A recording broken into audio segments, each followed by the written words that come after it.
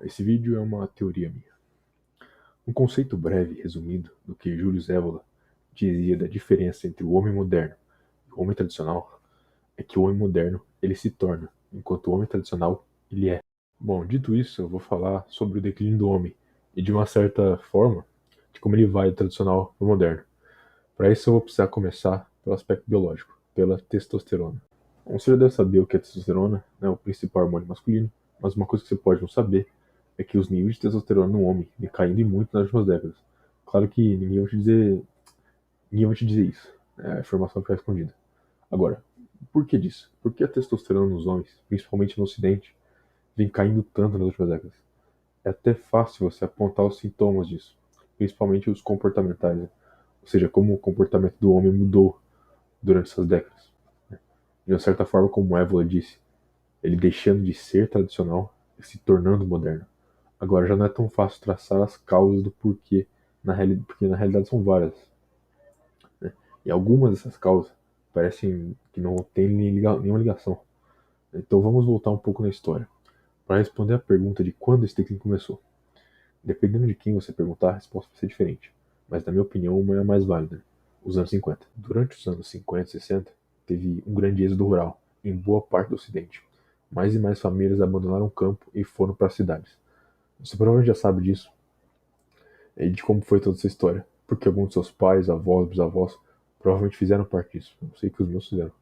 Agora, o que esse êxodo rural pode ter gerado que começou nas gerações seguintes uma queda tão brusca na produção de testosterona?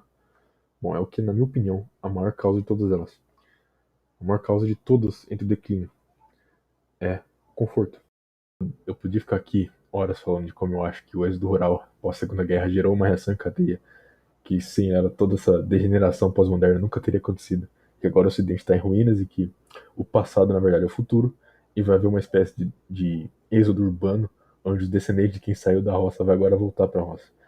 Mas isso é assunto para outro vídeo. Agora, por que eu digo que o conforto é a razão do declínio do homem e nessa queda de testosterona? Bom, é uma frase que o Varg Vikernes dizia quando ele ainda estava no YouTube, né?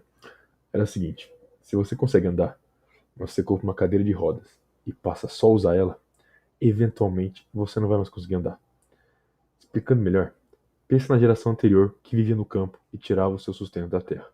Para eles, dinheiro era um bônus, uma coisa que usavam de vez em quando e nunca era uma necessidade. A necessidade era a terra, o que eles plantavam e criavam, o leite que eles tiraram. A necessidade deles era produzir o que eles mesmos iam consumir. E isso durante o ano todo, sem férias, feriado, final de semana, nada. Era trabalhar na terra todo dia ou morrer de fome. Em outras palavras, uma vida que muitos chamariam de desconfortável. Porém, veja bem, eram muito felizes. Agora, compara com a geração seguinte.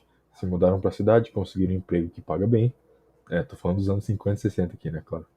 A preocupação deles agora é ganhar dinheiro para comprar e consumir. Porque se eles têm dinheiro, eles têm conforto. Agora, compram as comidas, as roupas, tudo que eles precisarem. O trabalho passa a ser algo para ganhar dinheiro e gerar mais conforto. Porém, veja bem, são eles felizes? O homem moderno, ele é feliz? Então agora, compara a necessidade da testosterona nas duas gerações. Uma que precisa gerar o próprio sustento todo dia ou morrer de fome, e a outra que precisa ganhar dinheiro para pagar pelo que ela consome. Agora você pode estar dizendo que isso não é o suficiente para gerar uma grande redução de testosterona, que aconteceu ao longo das décadas depois disso. E você estaria certo em partes. Porque o que aconteceu? O conforto foi aumentando mais e mais, geração após geração. E você ser um homem forte, cheio de testosterona, foi se tornando uma coisa menos e menos importante. E não é só isso, que como eu disse no meu último vídeo sobre veganismo e a dieta moderna, o que aconteceu com essas gerações comparado com o que vivia no campo? Eles passaram a consumir produtos que não eram feitos por eles, ou pelos vizinhos, ou por uma comunidade próxima, mas sim por megacorporações visando apenas o lucro e cagando para a saúde deles. O que depois disso veio aquela onda de colocarem soja em tudo, até no seu ouvido. E para ilustrar melhor como o conforto foi o responsável disso tudo, eu ainda tenho vários exemplos. Nos dias de hoje, olha quem são os homens com maior testosterona. São exatamente aqueles que ou têm desconforto na vida por necessidade, vide pessoas que fazem trabalho braçal, ou quem coloca um desconforto proposital na vida, quem vai na academia, lutador, atleta, etc. Ou seja, no mundo moderno, onde tudo é conforto, o único jeito de você não acabar com a testosterona de uma menininha de 12 anos é você colocar um desconforto propositalmente na sua vida. E veja bem, desconforto não é algo ruim. Eu levanto peso quase todo dia. Eu adoro levantar peso. Porém, né, mesmo que você goste, é um desconforto no seu corpo. Você precisa entender que, por ser homem, o desconforto sempre será necessário. Agora, para aprofundar um pouco mais esse negócio de levantar peso. Se você assistir levantamento de peso olímpico, eu gosto bastante, assisto, sempre tem o campeonato, eu assisto. Então, olha quem são os melhores, principalmente na categoria de peso pesado. Você vê que sempre são pessoas de países que alguns anos atrás, tipo anos 80, 90, tava fudido. Tipo países que eram da União Soviética. Então você vai ver tipo, gente da Ucrânia, Rússia, Geórgia, Chechnya, etc. Eles são sempre os melhores. Por quê?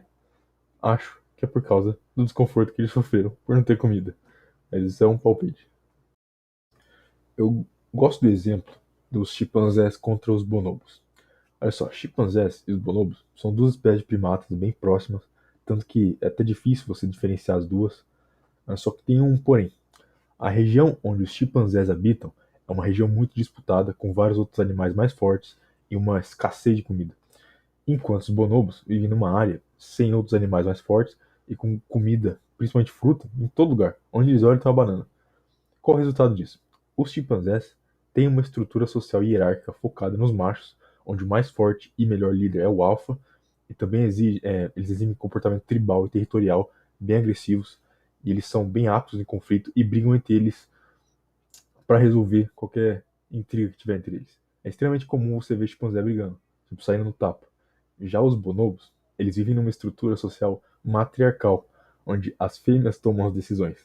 Os machos e as fêmeas são extremamente dóceis, ou seja, se você for um ser humano chegar lá, você pode brincar com eles. Eles não têm comportamento territorial, eles não são agressivos, e ainda por cima, eles adoram fazer orgia para se reproduzir. Olha só, interessante, né? Não te lembra algo? Então eu digo, olha o que o conforto fez com os bonobos. Eu poderia também falar dos soy boys, progressista, sad boys, feminista e todo o resto. Mas olha só, eles são apenas sintomas do conforto. Você, como ser humano, vai se adaptar à vida que você leva. Eles levam vidas extremamente confortáveis. E eles se adaptam a isso. Testosterona é inútil do conforto. Agora, claro, como eu digo, nada tão ruim que não possa piorar, não é? Dito tudo isso sobre o conforto, eu também preciso falar sobre as causas secundárias. Secundária entre aspas, que seriam as fabricadas, né? Visto que o êxodo rural e, por sucessão, a busca insaciável pelo conforto assolaram um homem de uma geração, a geração seguinte agora estava à mercê do que eles consumiam. Como eu falei antes, isso escalou no estímulo do consumo da soja, açúcar e outros produtos cheios de estrogênio. E também, como eu falei no vídeo do veganismo, a propaganda contra alimentos que ajudam na produção de testosterona. Lembra quando falavam que você infartasse e comesse mais de um ovo por dia? Lembra que diziam que carne tem muito colesterol e colesterol mata? Interessante como deixaram de fora que colesterol é essencial na produção de testosterona. Mas você não podia comer carne. Por isso, eu também te dou um conselho. Olha aqui. Não confie em nutricionista. E confie nos seus ancestrais. Sempre que você for comer algo, pergunte a si mesmo: os meus ancestrais comiam isso? E se sim, quantos deles? Se a resposta for todos, você sabe que é um negócio saudável. E a maior arma do establishment, o sistema, que ele usa contra o homem é mental, ou seja, propaganda. Para que isso se perpetue pelas próximas gerações, para que nenhuma delas acorde um dia e diga: eles querem a nossa testosterona baixa para que nós não tenhamos mais luta. O único jeito é a propaganda. O que faz com que o homem se levante contra o que o aflige, em um ponto de vista biológico, é a testosterona. Olha só, não estou dizendo que se você fazer aquele TRT, tomar aquelas 500 miligramas por semana, você vai acordar um dia um bom homem virtuoso. Mas pode ter certeza, os homens mais virtuosos têm testosterona alta.